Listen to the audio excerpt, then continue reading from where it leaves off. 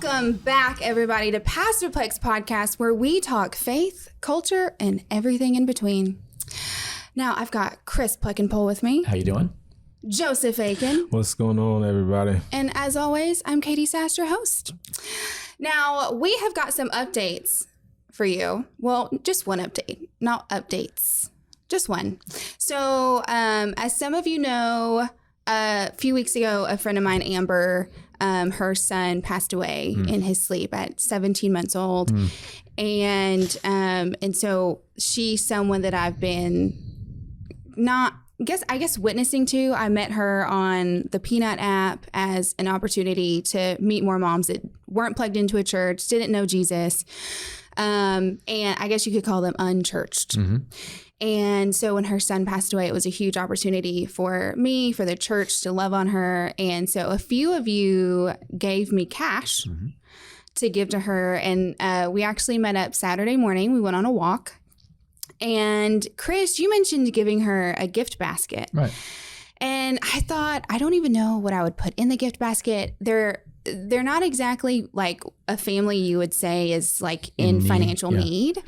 And I'm sure they've been given like a crap ton of stuff, and, you know, because typically people you don't really know what to give. So she's like, we have so much candy. We have so much sweets. We have so many like baked goods. People have just been bringing us food. We have so many things.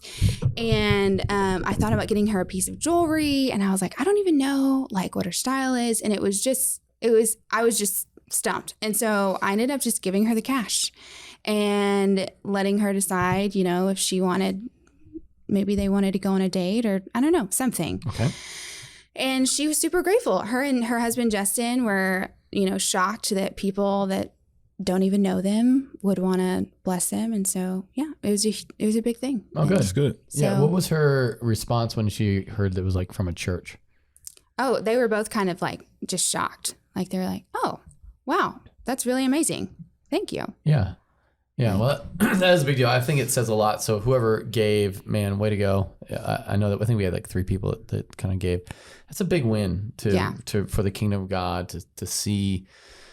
For people who are not Christian to kind of say like, there's Christians who love us, don't know us. I've just heard I mean, that's the thing. It's like, and this is the beauty of this is everything in the Christian faith is based on a word. Like God spoke the world into existence, you know, from words come worlds. We don't believe Jesus rose from the dead because we saw it. We believe on somebody's word. And then on somebody's word, we acted in faith to support this woman and her husband in a time of tragic need. And not even just the cash alone. I mean, we've had a handful of people from the church bring food. Oh, wow. A handful of people from the church want the link, their GoFundMe link. Oh, nice. And they gave money personally. And so so did they have a GoFundMe link? Yeah. Oh, yeah. We should probably put that out somewhere. Well, so I sent it to our community group. And so a couple people from community group, like my family has given. So it's been really huge. Send me the link. I'd love to put it. We probably should put it somewhere. Yeah. Yeah. Well, because I mean, you want them to be able to like take as much time off work as they need and pay any fees or memorial fees or any costs. Do they have a memorial service at all? Or? They're going to have a memorial service once they get his body back. Oh. Because it was he died in the home. They have to, I guess it's protocol to do an investigation. Like there has to be an investigation so that like I don't even know what the job title is. Medical examiner? Something, where they have to do an autopsy. They have to interview the parents. They have to interview anyone involved in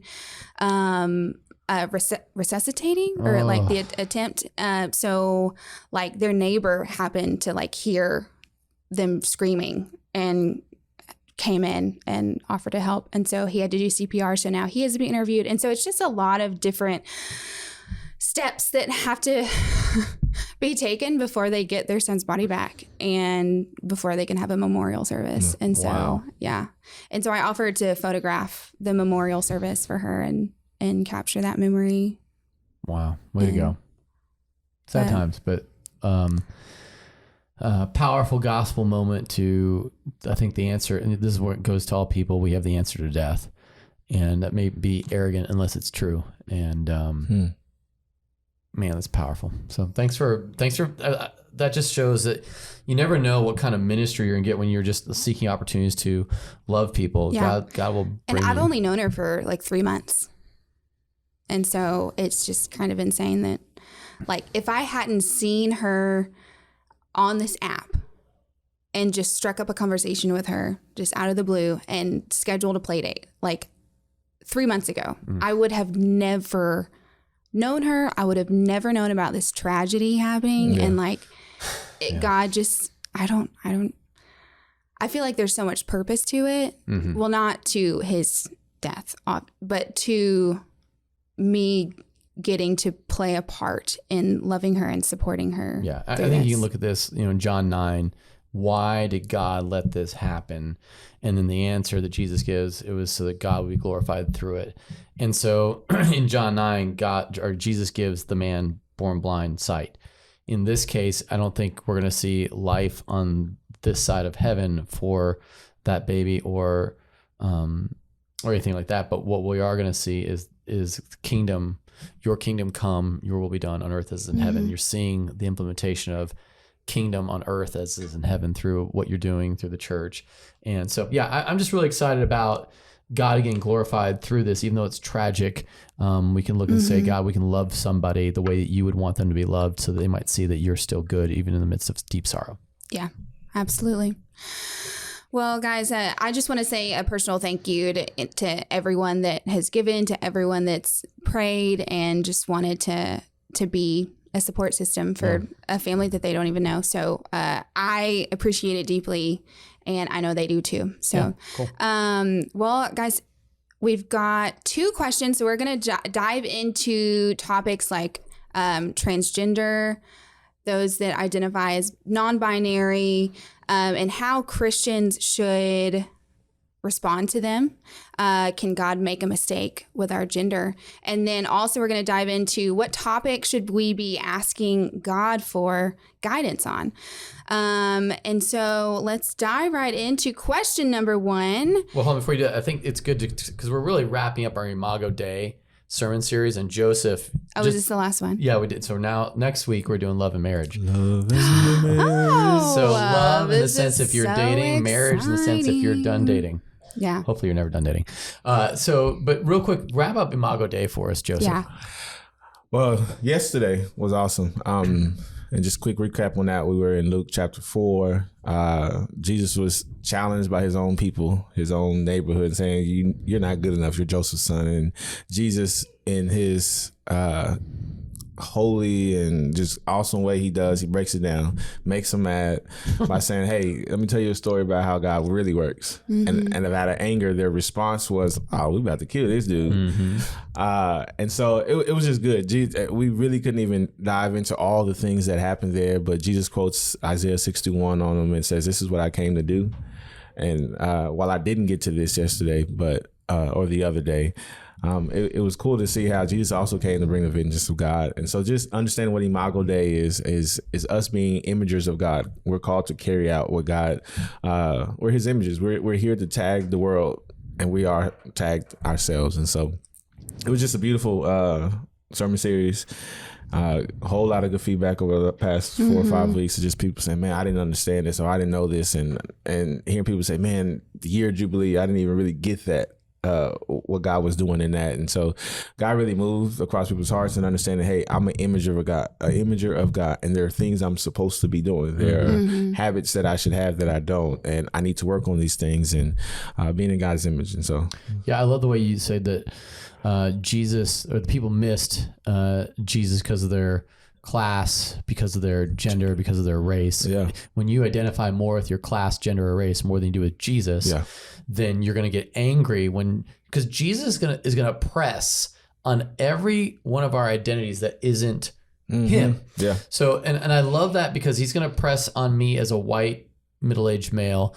He's going to press on you as a black, almost middle-aged male. And he's going to press on you as a white female. And I think Okay, so and that he's gonna press on our Americanism. He's gonna press on our political view. Everything will be pressed because one, Jesus is king. He designed us, and so there's a directions we inherently go to that aren't of him, and it's our own identity outside of him, and he's always. Yeah, and it's when it makes us angry. Yeah, when you're not spending time with them, it's easy to, like you said, kind of begin to lean towards those other things that you named. And so, yeah, I feel like you really tugged at emotions. Like you really pulled us in, and like just tapped into that emotional spot. Yeah, that's great. That's good. Especially when you sat down on the step. That was really helpful. I feel like that was huge. It was. Because it was almost like we were just hanging out in the living room and you sat down with us and you just talked to us. And I was like, wow, that was... You want to hear a funny story? Yeah. So... Was that not planned? I was playing, kind of. I mean, Jesus sat down. So I was just like, hey, let me sit down. Yeah. And kind of set the Yeah, it was a huge connection. But the morning, so I had, first off, I didn't really get any sleep the night before because I was studying, getting ready. Then right when I was about to go to bed, it's closer to 2 o'clock in the morning. And our son was just looking at me bright-eyed, just like, hey, what you doing? So I stayed up with him for another hour or so. And so when I woke up around 5 or 6, I'm putting on my clothes and stuff, and I'm practicing sermon prepping and everything. And I go to sit down, and my pants rip. So, okay, where are these pants? So I got a big old hole, and I have my shirt on. Like, maybe it can cover up. It's like, nah, they gonna see all my tush. Wait. So you wore those? No, I wore a different pair of pants. Preaching. Oh, okay. No, I was at home preaching, like practicing the sermon. Oh, okay. And I got at 5 in the morning. Hey, you got it. Listen, what do you think preachers do all weekend? Hang out? No, So yeah, nothing. Remember. Let's go back to that one time that you did Women of the Word. No, we don't have and you to. stood up there in front of like about 60 ladies, and you go, or no, 60 people. You're like, oh, wait a minute. I thought Holland and Chris just got up here and just started talking. I had been a Christian for a hot 5 seconds, and you let me get on a stage. I did. And like, talk to people. So yeah, I Women of the Word. did. I'll never forget that. I genuinely did think that y'all just got up there and talked. we practiced a little bit. Yeah, there's a lot of practice. There's a lot of practice goes into it. So yeah, but no, it was good. I really enjoyed it. Good. Yeah. I thought it was a great job. I feel like you tapped into our emotion with like your connection. And I feel like Chris, you add charisma, like you pull us into with charisma. So I like the different styles that we've got. A lot of different styles. Well, so question number 1 for the morning. Thanks for the reminder of the recap. I totally skipped that. I was like, I have a bad habit of not looking at the agenda. So moving on. Can God make a mistake with our gender? Can someone be born in the wrong body? How should Christians approach a trans person who has a preferred pronoun that isn't their biological gender or says they are non-binary? Man, this is a weighty question. This is all right. So let's go back to the phrase, to the great American poet Lady Gaga.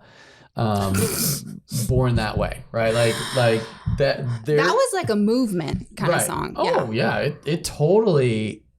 It is picked up to such steam that now you're bullied in school if you're not identifying as a trans or gay or lesbian. You get picked on for not being one of those things, and like you're chastised. It's just a common. That's school now. That's the way it is. And so okay, so let's go, because remember, this is what was it? Is it Isaiah or Jeremiah, Ezekiel? This is where I probably should know my Bible verses better. But in that day, right will be called, or good will be called evil, evil will be called good. We're there. We're there. So let's just start with, first off, what happens when your feelings don't match your biology? I think that's really the question at heart here. My feelings, the way I feel, do not match my biology. Okay, what do you do with that? And this is where no one's feelings match their biology. Can I just go there like that? I'm gonna put that across a blanket, and here's how we know that. My biological desire is to have sex with as many women as possible. Like that's a desire that I have to put in check because I have a Holy Spirit understanding of God and a consciousness of right and wrong, and then informed by the Spirit of God. And so therefore I am all about monogamy. But that was informed by Holy Spirit, Scripture, worldview. A lot of that comes into it. So there's a desire that I'm having to deny. Right. That is because it's not godly. Does that make sense? Yeah. And so I think you can apply that same sort of thought process to a transgender person, because they're having feelings that don't match their biology. Right. Like our feelings aren't going to match our entire bodies. Right. Because the flesh is sinful. The flesh is sinful. Joseph, how does this type of question tie into our sermon series? We're talking about our identity in God. So you think about Imago Dei, and Chris said it. Oftentimes what can happen is you identify with, like you said, we're born into sin. So yeah, you'll identify with things of this world. And so it could be homosexuality, the transgender, like these things we identify with. And so the series ties in and is understanding is like, you can't even know what you're supposed to have your identity in if you're not spending time with God, and you don't understand your creator and what he created you for. Well, and I feel like it's geared towards non-believers. So I feel like if you're talking to a non-believer that identifies as trans or non-binary, you can't hold them accountable as a believer. Yeah, you can't have believer expectations for non-believers. And so do you respond to them of what their correct biology is, or do you respond to them in what they wish to be called? That's a good question, for sure. For me personally, so I'll give an example. I have a niece who, someone in my family, a niece who identifies now with being male. Okay. And I personally struggle with that, just because I know it's just like, man, but I also know she's not a believer. She didn't grow up in church or none of that, and so for me, it's like, hey, I want to change my name to this. Like, do I call it that? Do I? So I've been praying for that, and I think I might have brought it up with Chris and just some of my other discipleship group members and stuff. It's like, man, I don't know how to respond. I personally is like, this is who I've known for the past 20 years. Right. Yeah. This way, and now she's asking me to call her a different name. And so I love her, and that's the first thing I want to do. I want to love her. I don't want to provoke her. And so I've been praying about it. One of the things that God has called me to do personally is just I want to sit down and have lunch with her, and we talk through some things and just tell her what I believe, share the gospel with her, and just different things like that. And so how are we supposed to respond to non-believers? And I know we've talked about this in past podcasts and stuff. It's like, it's hard for me to call a woman man, and they want to use that as their pronoun. I prefer to call them by their name. I can't do they, thems, like you're not a group of people, just small things like that. But me personally, it's hard for me to do that. Like it's like I'll just have a conversation and I won't even identify the pronouns that they want to be identified by. Do you feel like it's important to still show her respect? Oh, for sure. Yeah. I'm gonna love her, show respect. I'm not gonna disrespect her, but I do want to let her know that this is what I believe. This is what the Word of God says, and so you can't ask me to compromise what I believe because you identify as being I kind of go on so I think that's a totally legitimate way to approach it. I kind of go the opposite though, of just kind of going, you're no longer Catie, you're now Carl. Carl, glad to meet you. I'm so glad you're here. Carl, man, wow. Doesn't Carl look great? He has really put together today with the hair and the sweater vesty, like roby thing. It's a cardigan. Thank you, cardigan. And you can tell my fashion sense. Anyway, so I would just go there, okay. And then my conversation would be boldly Christian, of like, Carl, you know that Jesus loves you. It's only a matter of time until you're going to repent. And I'd be playful with it, but then I'd be serious at the same time. But you would have to have that kind of relationship with them, right? And I would start with going, if Carl knew me, or Catie knew me, and in a more intimate way of like we connected, I would start off with calling you by your whatever your preferred pronoun, and then I would move from there to saying, I love the fact that you're cool with me being one of those crazy conservative Christians that think that men and women should stick with the sex they're born with. and just kind of like put it on me that I'm the crazy person. But I also believe something even way crazier, that Jesus was raised from the dead and that he has a power over all. And I kind of go that direction with it. And I put myself as I'm the crazy person. Yeah. Because we are foolishness to the world, but the wisdom of God is foolishness to the world. And I can let them see it for that. But then they go, but why are you so confident in who you are if you're the crazy person? And all of a sudden I start to flip it. It's what if I'm not the crazy person? And then eventually you see that you are not to accept all that Jesus has for you. Right. So that's my methodology. And I'm not saying my experiences with it have only been with a couple people, and I'm not saying that everyone repented and turned to Jesus, but a couple did. But I still maintained a friendship relationship. They understood where I stood. They knew where I stood, and they knew I disagreed with them theologically, biologically, in a lot of different ways. But they felt the love for me, and I think that was really important. And I think one of the hardest things for us to do is to show love without compromising our convictions. Right. And boy, that's the part that you wrestle with, because, and this is where in family world, when you have someone that is gay, lesbian, trans, or anything, you're having the difficult thing, like to say, I want to make sure you know where I stand, and I also want to make sure you know I love you. But the way you present yourself is huge in that. Well, and I want to make a clear distinction here. The both of you have different approaches to this, but the both of you are refusing to hide what you believe. Right. And you're refusing to be disrespectful and unloving. Right. Yeah. And I think that there's such a balance to that. And there has to be grace in your speech. There has to be kindness in your speech and your intentions and your motivations. So I love that y'all have different approaches, but still you're in the same boat of I'm not going to be ashamed of where I stand. I'm not going to try to change what I believe to accommodate you. But I want to be kind and I want to be respectful of you and your preferred pronoun. Yeah, I love Colossians 4. In Paul writing a letter to the Colossians, he was in prison. He said, hey, pray that I may make it, the mystery of Christ, the gospel, known as I should. Conduct yourselves with wisdom toward outsiders, making the most of the opportunities. Let your speech always be gracious, seasoned with salt, so that you may know how you should answer everyone. And I think there might be something in that there is a specific revelatory grace of asking God, James 1:5, maybe you lack wisdom, you should ask God to give us generous at all. So I'm asking God, how do I communicate with this person that's transgender, gay, lesbian, name the thing?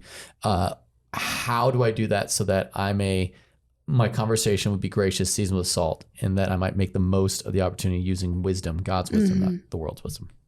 Yeah, and I think it just comes down to you connecting on an intimate level and having conversations. You have to have open conversations with those you disagree with. Yep. Yeah.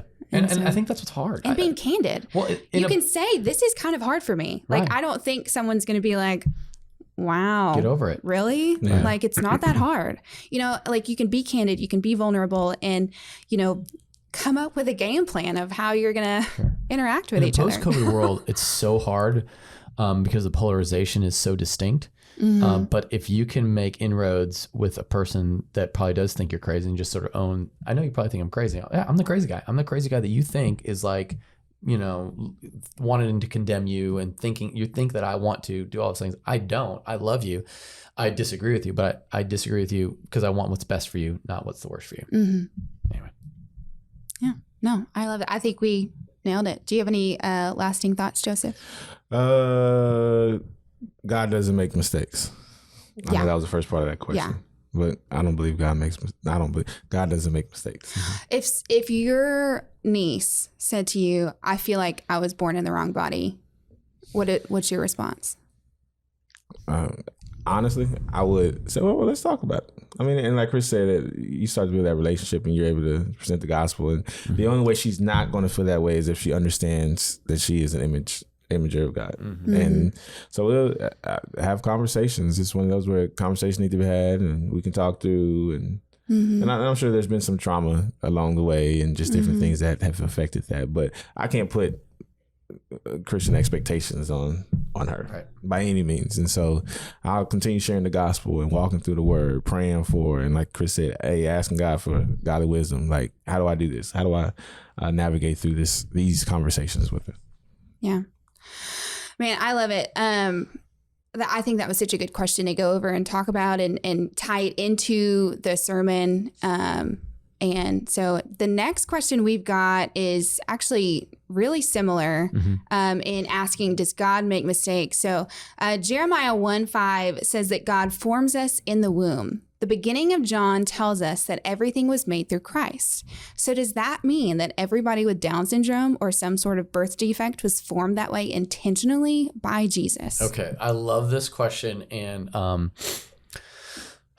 I think we need a proper theology on this. Yeah. Because I think you have to tread lightly with this. Oh, absolutely. So I was reading a kid's book, Berenstain Bears, and there was I was reading it to my sons, and there was a special needs cousin that they were playing with, and it was a book to kind of design. Hold on, I do want to just say, as someone who worked with students with special needs before, we use people first language, so they are people with special needs. Got it. Not special needs people. Okay, so there was a book about people with special needs and or bears with special needs. It's the Berenstain Bears, or special needs bears. And so what it was interesting in it is, in the end, it said, well, God made them special, and that it's not like God designed. His design was not special needs. It wasn't. His design was perfect. However, sin marred that which God made perfect. Which then begs the question, well then, are things out of God's control? No, God allows the sin to carry on through our body through recessive genes, or however, you pass down genes that aren't perfect because you're not perfect because you've inherited sin. And so I don't want to say that God made them that way, because that puts God as like a maniacal being, like a puppeteer. Yeah, or just like I'm going to make this person have it way harder than this person, right? Yeah.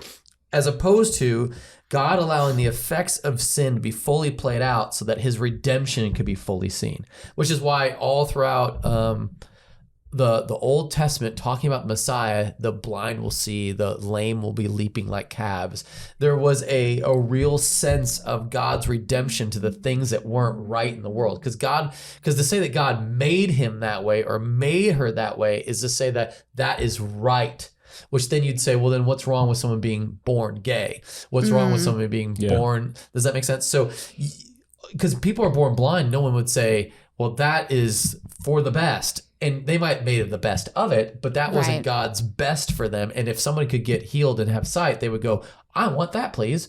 And so what I want us to not, I get just really sensitive, maybe in the same way you get sensitive to putting where you put the modifier. It's people with special needs, not special needs people. It's God allowed sin to manifest itself in people. God didn't make people sinful. Or God did not give them the effects of sin. But then you go back to Jeremiah 1:5, but didn't God form me in the womb? Yes, God formed Jeremiah in the womb, because that was the specific thing. You formed me in the innermost parts. So that's God doing that to Jeremiah, forming him. Now, can you then equate that to everybody? Sort of, because is God talking like, does God have hands that he was surgically putting together Jeremiah in the womb? No, it's a metaphor or a personification of God to give him hands and feet, and he's like, he's sewing the baby together in the womb. That's not what he does. He allows it. He started it. He created it. He designed us to multiply, and through our own sin, that became defective. Does that make sense? So it sort of. So I think what maybe some others are wondering is someone born with Down syndrome or a birth defect or autism or whatever it is, are you saying that's a product of sin? Yes. not their own sin, but the sin of the world. Sin of Adam and Eve. They brought it on us all, which we probably would have brought on everybody. So we can't be like those people. It's just us people. But Adam and Eve's sin made us inherit sin. And that's why the whole world groans, just waiting for Jesus' redemption. Does that make sense?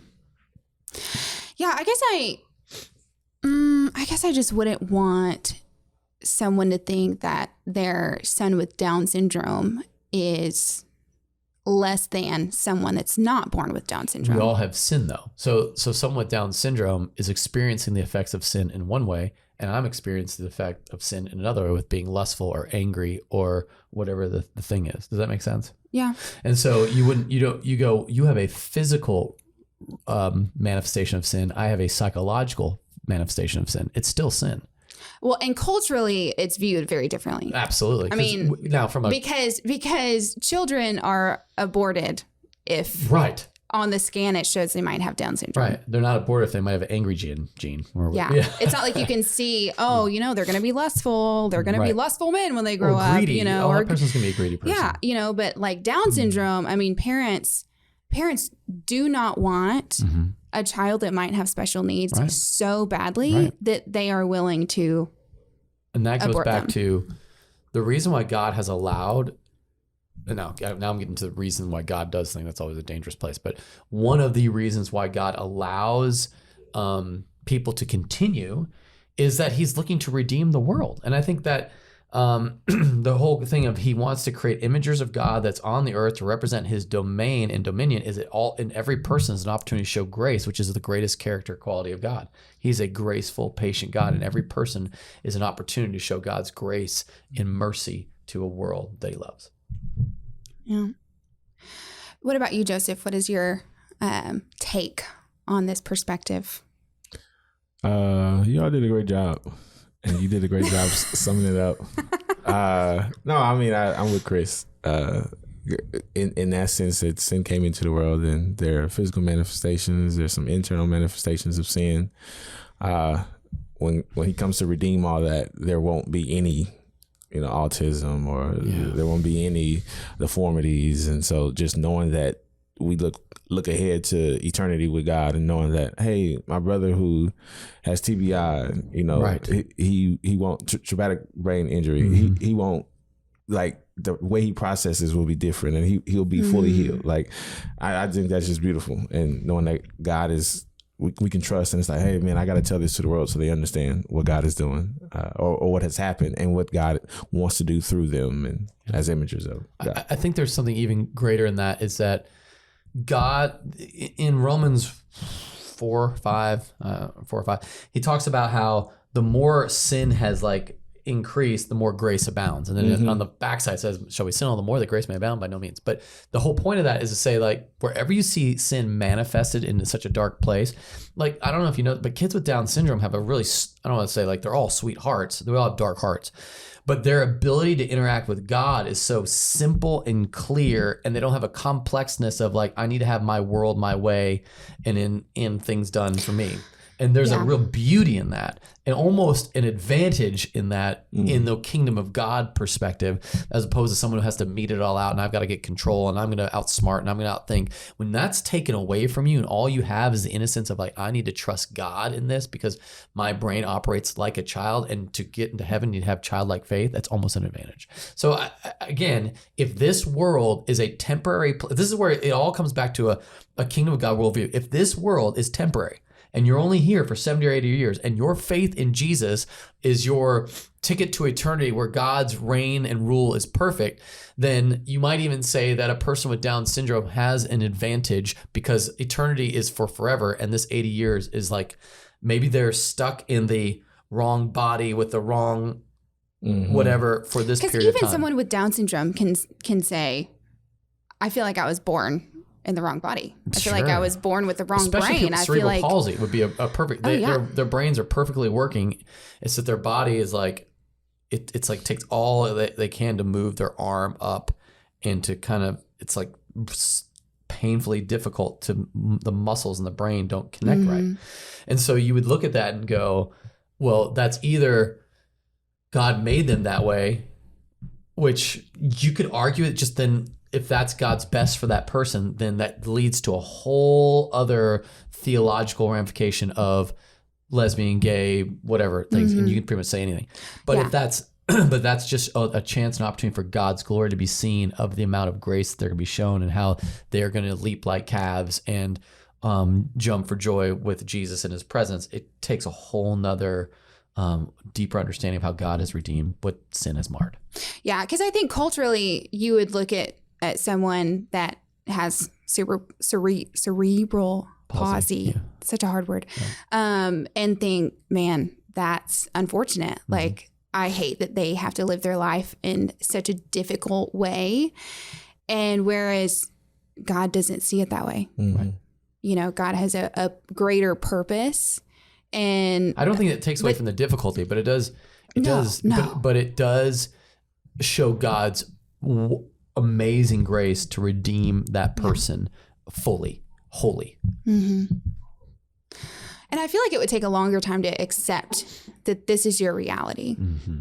I mean, if you've ever had a conversation with someone that has, was born with a birth defect or, something that affects their life in a huge way and contributes to so much difficulty.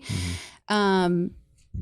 I think for them, I've heard that it takes a long time for them to accept that, like, this is their reality and they have to make the best of it and accept that they were born this way and accept that and like receive that there is purpose in their life. Right.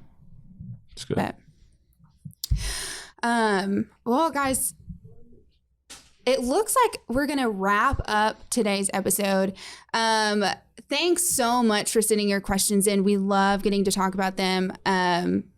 Just thankful for this opportunity. And so, as always, follow us on social media, Instagram, Wells Branch CC, or you can just type in Wells Branch Community Church. And then on Facebook, Wells Branch Community Church.